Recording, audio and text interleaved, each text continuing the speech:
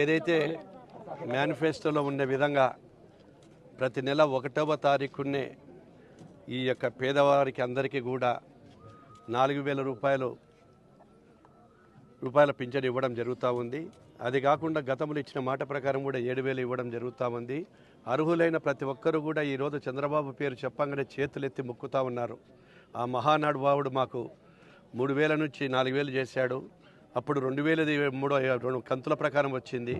ఆ కంతులు కూడా వాలంటీర్లు కూడా వ్యవస్థ ద్వారా పెట్టి ఎప్పుడో 5వ తారీఖు 6వ తారీఖు 7వ తారీఖు తలుపులు తెరిచి మేము బయట అరుగుల మీద కూర్చుంటూనే ఈ అధికారులందరూ కూడా ఏదైతే సచివాలయ సిబ్బంది ఉందో వాళ్ళందరూ కూడా వచ్చాయని చెప్పి ఈరోజు చంద్రబాబు గారికి వారంతా ధన్యవాదాలు తెలియజేస్తూ ఆనందంగా ఉన్నారు. ఇది ఒక్కటే కాదు, రాష్ట్రంలో ఇప్పటి వరకు ఈ యొక్క 100 రోజుల పరిపాలనలో ఏవైతే సంక్షేమం అభివృద్ధి రెండు సమానంగా జరపాలి అనేటువంటి ఉద్దేశంతోనే మొదలుపెట్టాము. ఇప్పటికే గ్రామాలలో ఉండేటువంటి ఈ యొక్క వ్యవస్థ ఏదైతే ఉందో ఆ వ్యవస్థనంతా కూడా సమూలంగా మార్పులు తేవాలి. పంచాయతీరాజ్ వ్యవస్థను మార్పులు తెచ్చి ఈ యొక్క వెనుకబడినట్టు ఈ యొక్క కాలనీలు ఎవరైతే ఉన్నాయో నడవలేకుండా పోతున్నటువంటి కాలనీలకు కూడా ఇప్పటికే శాంక్షన్లన్నీ వచ్చాయి. ఈ ఊరికి కూడా 50 లక్షల పైన ఇప్పటికే శాంక్షన్ చేశాము. అవి కూడా దశల వారీగా ఏదైతే నివాసవంతం ఎక్కువగా ఉన్న ప్రాంతంలో ఆ ప్రాంతాల్లోకి వెళ్ళి సర్వే చేసి అక్కడ రోడ్లన్నీ కూడా భర్తీ చేస్తాము.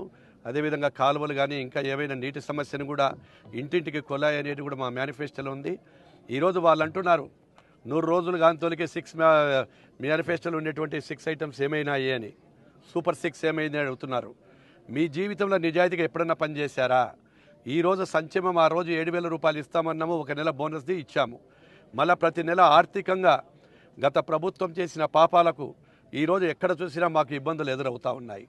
వారు చేసిన పాపాలన్నింటినీ కూడా మేము కడుక్కుంటూ ఉన్నాము. అభివృద్ధిని సంక్షేమాన్ని తీసుకెళ్తూ ఈరోజు ముందుకు నడుపుతూ ఉన్నాం. సూపర్ 6 పథకాలు కూడా ఈరోజు రాష్ట్రం ఎంత నష్టంలో ఉన్నప్పటికీ, ఆర్థికంగా అభివృద్ధిలో కానీ మాకు లోటు ఉన్నప్పటికీ వాటిని కూడా ఈరోజు తీసుకెళ్ళి అభివృద్ధి చేయాలంటే లక్ష్యంతోనే రేపు సూపర్ 6 పథకాలు కూడా వెంటనే దశల వారీగా తీసుకుపోవాలని చెప్పి ప్రణాళికలు చేస్తూ ఉన్నాం.